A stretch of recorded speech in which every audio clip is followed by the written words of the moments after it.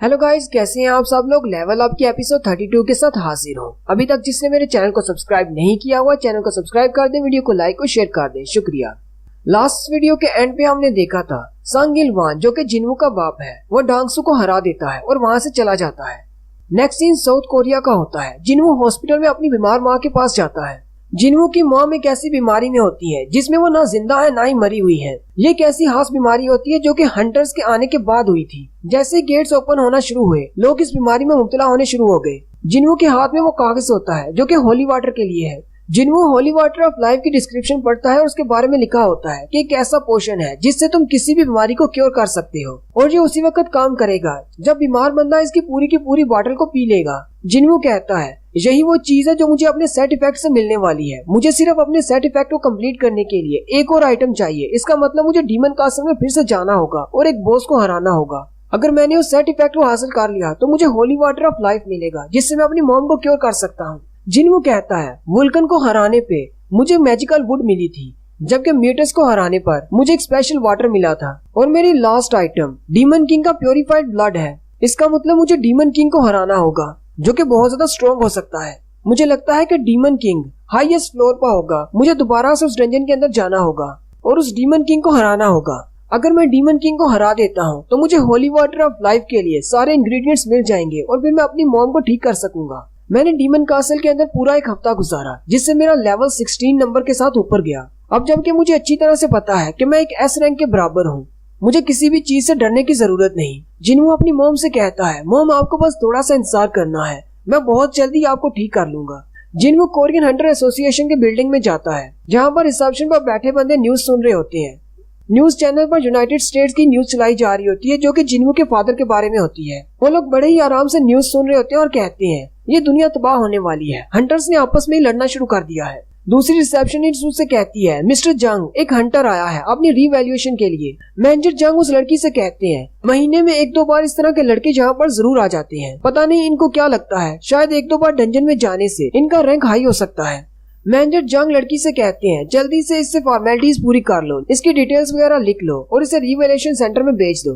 Next scene white tiger guild का होता है जहाँ पर मास्टर यूनहू बैठे होते हैं और उनके सामने सारे फॉर्म्स पेश किए जाते हैं। लेकिन उसी वक्त मैनेजर जंग उन्हें कॉल करते हैं और कहते हैं मास्टर आपने जैसा कहा था, एक लड़का हमारे पास आया है जिसका नाम संग जिन वू है। वो हमारे पास रीवैल्यूएशन के लिए आया है। गिल्ड मास्टर से कहते हैं क्या वाकई में वो संग जिन वू है? मैनेजर जंग कहते हैं हाँ बिल्कुल वही है, उसने अप्लाई कर दिया है। रिसेप्शनिस्ट जिन्वू को लेकर वेटिंग एरिया में बिठा देती है। वहाँ पर टोटल 4 लोग बैठे होते हैं।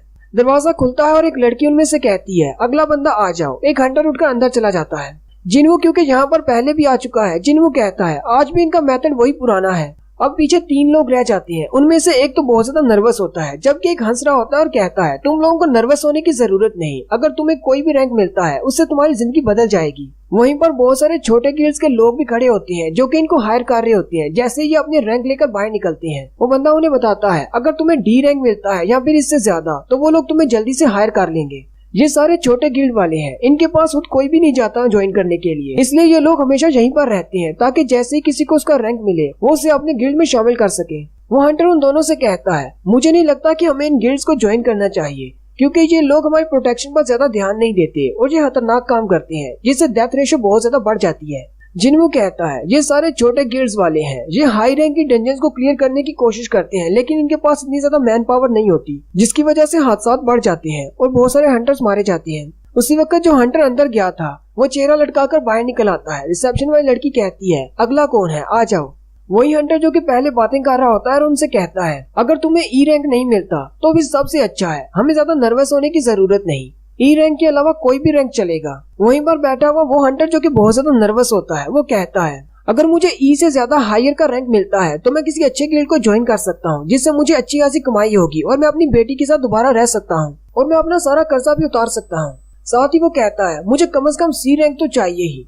जिन्वू भी उसकी तरफ देख रहा होता है और कहता है हंटर के रैंक से उसकी जिंदगी मुकम्मल तौर पर तब्दील हो जाती है। एक हंटर की पावर को उसके रैंक से डिटरमिन किया जाता है। चाहे आप अपनी बॉडी को कितना ज्यादा ट्रेन कर लें, चाहे आप किसी भी वेपन के कितने ज्यादा माहिर क्यों ना हो, अगर आपका रैंक ज्यादा हाई नहीं है तो आप इन गिल्ड्स की नजर में बिल्कुल बेकार हैं। इसके अलावा हाई रैंक के हंटर्स को ज्यादा इनकम मिलती है। मिस्टर सोंग एक बहुत ही अच्छे तलवारबाज हैं। उन्होंने सालों तक इसकी प्रैक्टिस की है लेकिन वो भी ताइशी के सामने नहीं टिक पाए क्योंकि मिस्टर सोंग का रैंक उनसे कम था। मैं अभी सालों से डंजन्स के अंदर जा रहा हूँ, लेकिन एक ए रैंक के हंटर के तौर पर मैं अपने रैंक से कभी अपना पीछा नहीं छुड़ा पाया।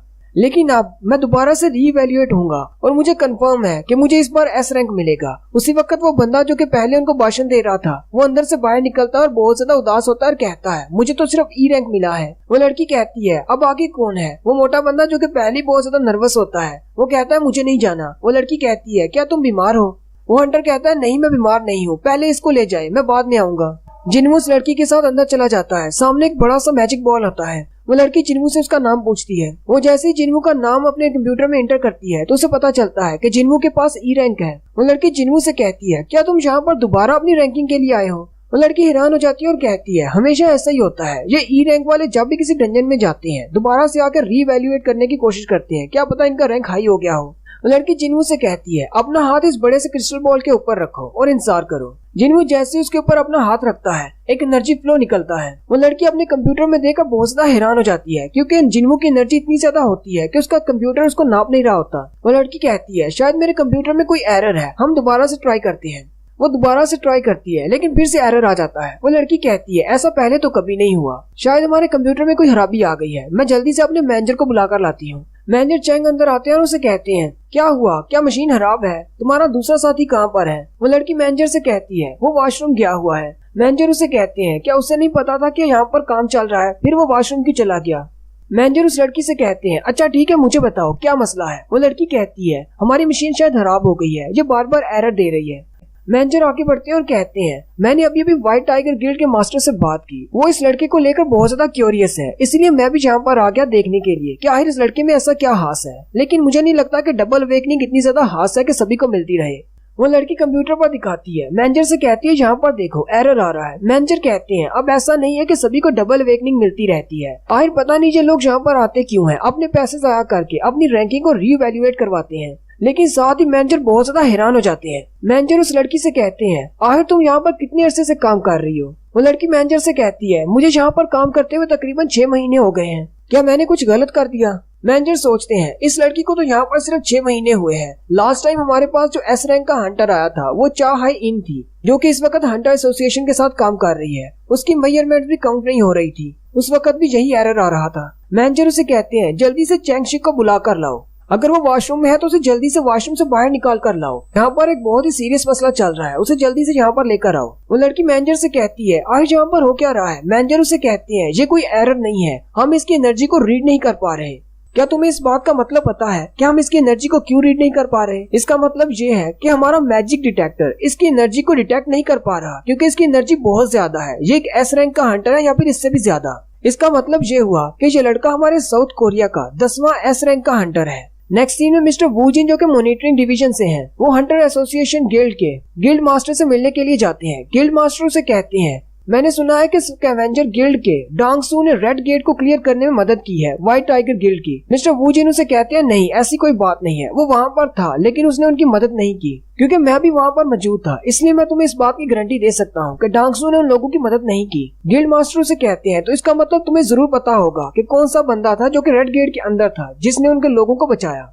मिस्टर वू जिन उनसे कहते हैं मैं लास्ट सीन तक वहाँ पर मौजूद नहीं था, इसलिए मुझे नहीं पता कि आउटसाइडर कौन था, लेकिन अगर मैं गैस करूं तो साथ ही वो चुप हो जाते हैं और कहते हैं लेकिन मैं दोबारा से ऐसी गलती नहीं कर सकता क्योंकि मुझे खुद भी कंफर्म नहीं। गिल्ड मास्टर से कहते हैं मैं तुम्हारी बात को समझ सकता हूँ, तुम मॉनिटरिंग डिवीजन वाले अपना मुंह तब तक नहीं खोलते जब तक तुम लोगों को कंफर्म ना हो जाए। चलो छोड़ो इस बात को, वैसे भी मैं ज्यादा क्यूरियस हूँ उस बारे में जो कि जेजू आइलैंड से एक एंट मिली है जिसके पर निकले हुए हैं। मिस्टर वू जिन कहते हैं हाँ ये खबर बिल्कुल ठीक है कि हमें वहाँ पर समुद्र के किनारे एक मरी हुई परू वाली चूंटी मिली है, लेकिन अभी तक ये कंफर्म नहीं कि वो बिना मरे उड़कर यहाँ तक आ सकते हैं या नहीं। लेकिन मुझे लगता है कि वो लोग इस बात को कंफर्म किए बगैर ही अपनी हंटर्स की टीम्स को वहाँ पर भेजेंगे ताकि उन डीमन चूंटियों को मारा जा सके। गिल्ड मास्टर से कहते हैं मैं इस बात को समझता हूँ, हमारा गिल्ड तुम्हें पूरी सपोर्ट करेगा। गिल्ड मास्टर से कहते हैं लेकिन एक और बात है, आज बिल्डिंग बी में बहुत ज्यादा शोर मचा हुआ है, ऐसा क्या है वहाँ पर? मिस्टर वू जिन कहते हैं मुझे नहीं पता। गिल्ड मास्टर से कहते हैं लेकिन मुझे पता है। मिस्टर वू जिन कहते हैं चलें फिर वहाँ पर चलकर देखता हूँ, मुझे लगता है शायद कोई नया हंटर है जो कि अपनी रीवैल्यूएशन के लिए आया है ताकि उसे नया रैंक मिल सके। गिल्ड मास्टर से कहते हैं नहीं रहने दो, मैं खुद वहाँ पर जाता हूँ। मिस्टर वू जिन कहते हैं इसको देखकर लगता नहीं कि ये एक एस रैंक का हंटर है और एक गिल्ड का मास्टर है। लेकिन इसे धोखा नहीं खाना चाहिए। गिल्ड मास्टर उसे कहते हैं चलो फिर दोनों एक साथ चलते हैं और वहाँ पर जाकर देखते हैं। और यहीं पर हमारी इस एपिसोड का एंड होता है।